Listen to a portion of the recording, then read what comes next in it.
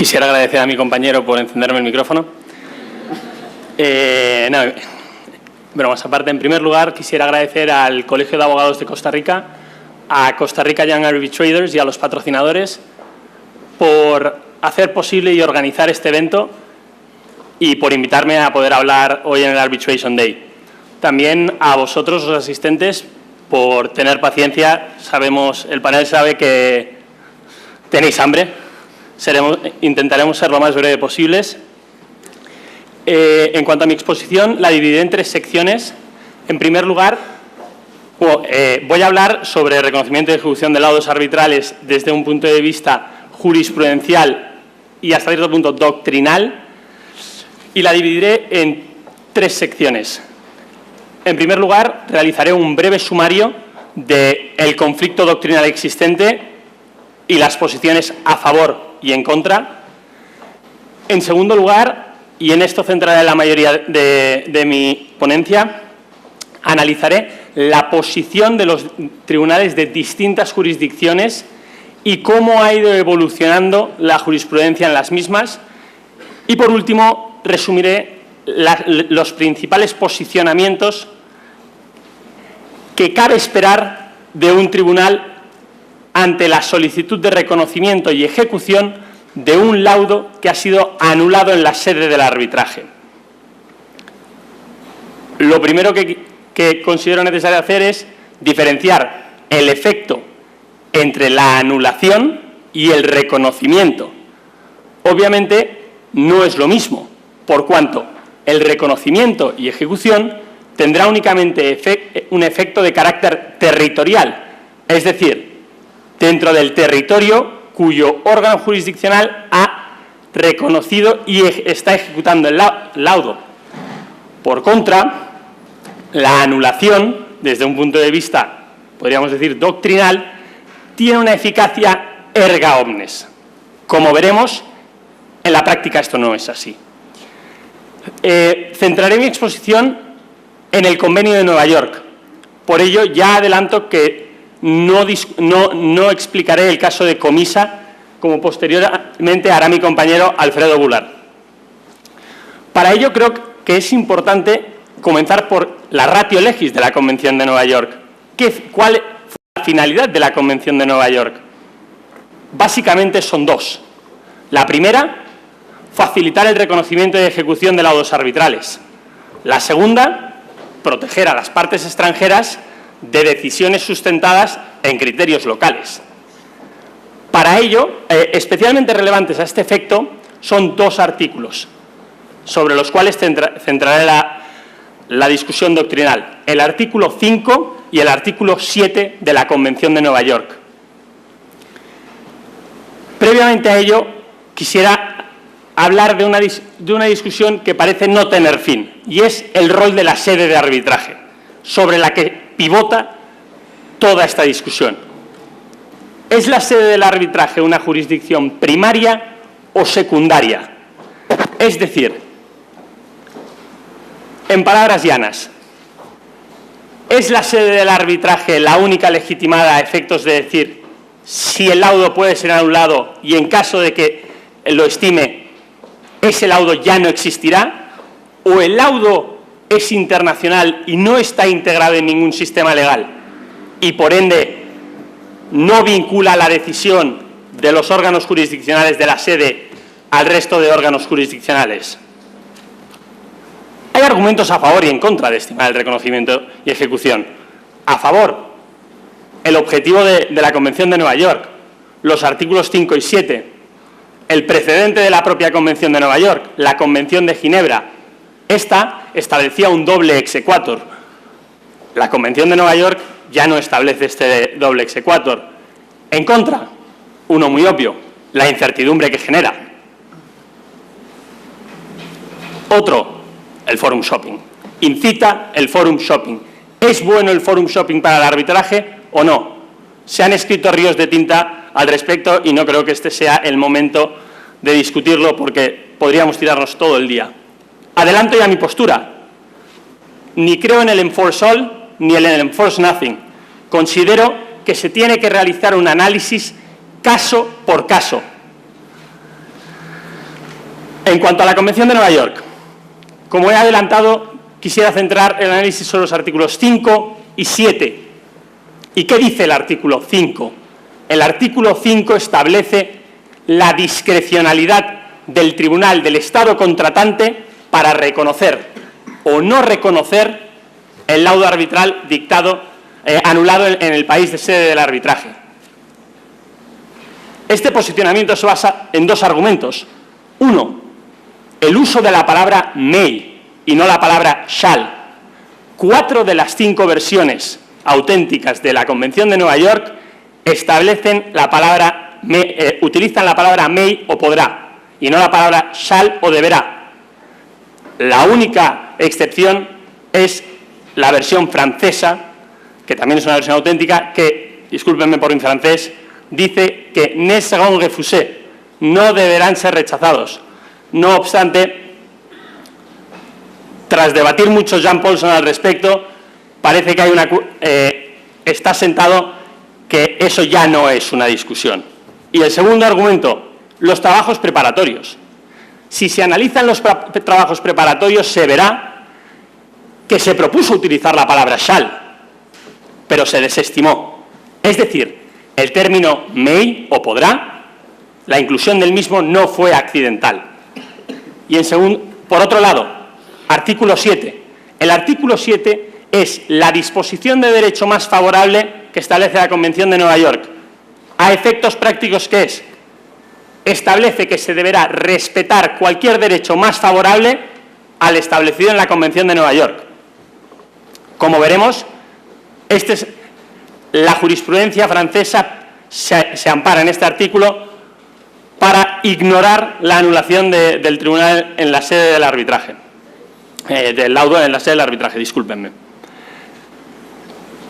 Como segunda parte, como he dicho, analizaré la jurisprudencia y los posicionamientos de los distintos países al respecto. Empezaré por Francia e Inglaterra. Parecen los más proclives a ignorar la anulación del tribunal del laudo en la sede del arbitraje. Continuaré por Estados Unidos y los Países Bajos, que, con los debidos respetos, y si me permiten el comentario, parecen un matrimonio. No se ponen de acuerdo si dan validez a la anulación o no la dan. Y terminaré por Rusia y Chile, que son los que más son dos países que se han posicionado muy en contra de reconocer un laudo anulado en la sede del arbitraje. Empezando por Francia, todo empezó en 1984. Pavalc contra Norsolor. Sede del arbitraje Austria, disputa entre una sociedad francesa y una turca. ¿Por qué? Por la indebida resolución de un contrato de agencia. Se dicta el laudo, es anulado parcialmente por los tribunales austríacos, pero Pavalc presenta la solicitud de reconocimiento y de ejecución en Francia. ¿Qué dice la Corte de Casación? Ignoro la resolución de anulación y sobre la base del artículo 7 de la Convención de Nueva York, disposición de derecho más favorable, estimo el reconocimiento y ejecución del laudo. ¿Por qué? Porque el derecho interno francés, en el artículo 1502, establece que no contempla como motivo para recurrir un laudo la anulación o suspensión del mismo en el lugar del origen. A partir de esta resolución, podría citar Polis contra Josalzi, sede del arbitraje de Polonia, sociedad polaca y francesa, contrato de representación, mismo, aún más grave, se anula y se dicta una orden de no ejecución por el tribunal polaco. ¿Qué hacen la Corte de Casación francesa? Estima la solicitud de reconocimiento y ejecución sobre la base del artículo 7 en relación con el 1502 del nuevo Código de Procedimiento Civil francés. Más sorprendente todavía, el famoso caso Gilmartón contra OTV. Esto es un arbitraje con sede en Suiza entre una sociedad francesa y una sociedad inglesa, relativo al impago de unas comisiones por servicios. Se dicta un laudo, se se interpone la solicitud de anulación del laudo y en el ínterin OTV presenta en Francia la solicitud de reconocimiento y ejecución. Una vez más, la Corte de Casación estima la solicitud y se ejecuta el laudo. ¿Qué pasa? Que el laudo fue finalmente anulado, se celebró un segundo arbitraje y esta vez lo ganó Gilmartón. ¿Con qué nos encontramos? Gilmartón coge el laudo, toma su laudo, lo presenta a solicitud de reconocimiento y ejecución en Francia. ¿Y qué le dice la Corte de Casación? Lo sentimos. Efecto de cosa juzgada. Ya hemos ejecutado un laudo sobre estos hechos. ¿Existen decisiones denegando el reconocimiento y ejecución de un laudo arbitral en Francia? Que yo sepa, no. Al menos posteriores a la aprobación del nuevo Código de Procedimiento Civil que establece el artículo 1502. Hay una previa, que es Clerc contra Berardi, en 1980.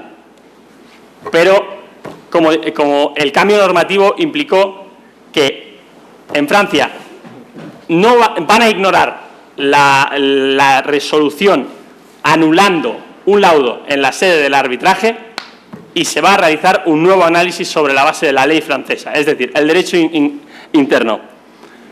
Un caso, digamos, de radiante actualidad es lo que ha pasado en el Reino Unido. El 3 de julio del 2014 se dictó una decisión, una cuestión preliminar en la solicitud de reconocimiento y ejecución de Yukos contra Rosneft. Este es un caso en que el laudo arbitral había sido anulado. Primero se fue a Holanda, se ejecutó el principal, pero ¿qué problema había? Que el laudo no decía nada respecto a los intereses. Yukos presentó la solicitud de reconocimiento y ejecución en Inglaterra y recién el 3 de julio de 2014 el tribunal resolvió sobre dos cuestiones preliminares. La primera, los laudos existen desde un punto de vista legal, sin perjuicio de que hayan sido anulados en la sede del arbitraje, por lo tanto la Corte inglesa no está vinculada. Segunda, y desde mi punto de vista más grave todavía, a pesar de no establecer nada al laudo al respecto de los intereses, los tribunales ingleses podrán otorgar intereses bajo ley inglesa. Esto es un caso todavía litispendens, pero estaremos expectantes a ver cómo acabará. Pasemos a Estados Unidos. La definición de la incertidumbre. Tenemos casos reconociendo y ejecutando laudos que han sido anulados, tenemos casos denegando la ejecución de laudos anulados. Lo más impactante, mismos tribunales han resuelto para un lado y para el otro. Por ejemplo, en Cromalloy contra Egipto, que es un arbitraje con sede en Egipto, la Corte del Distrito de Columbia hizo un doble análisis. ¿Qué me faculta el artículo 5 para decidir? ¿Puedo utilizar el podrá? Sí, es discrecional. 2. ¿La ley interna conforme al artículo 7 me prohíbe reconocer este laudo que ha sido anulado? No.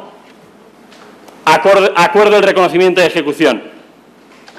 No obstante, en 2007, es decir, 11 años más tarde, en el caso de Termorrío, ¿qué pasa? Se presenta exactamente la misma situación y ¿qué dice?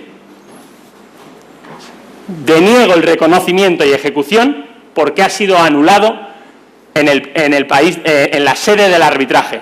Es decir, la única conclusión posible es que no sabemos qué pasa en Estados Unidos, y dependerá el tribunal y el juez que esté en ese momento sobre el outcome de tu solicitud de reconocimiento de ejecución. Lo mismo pasa en Países Bajos.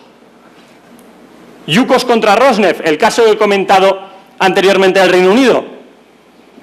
Esto era un caso con sede en arbitraje, con sede arbitral en Rusia, entre una sociedad de Luxemburgo y una rusa. relativa a 4 contratos de préstamo. Yuko solicita el reconocimiento y ejecución de sus 4 laudos anulados y la Corte de Apelaciones de Ámsterdam le dice, adelante, ignoro la anulación en la sede del arbitraje.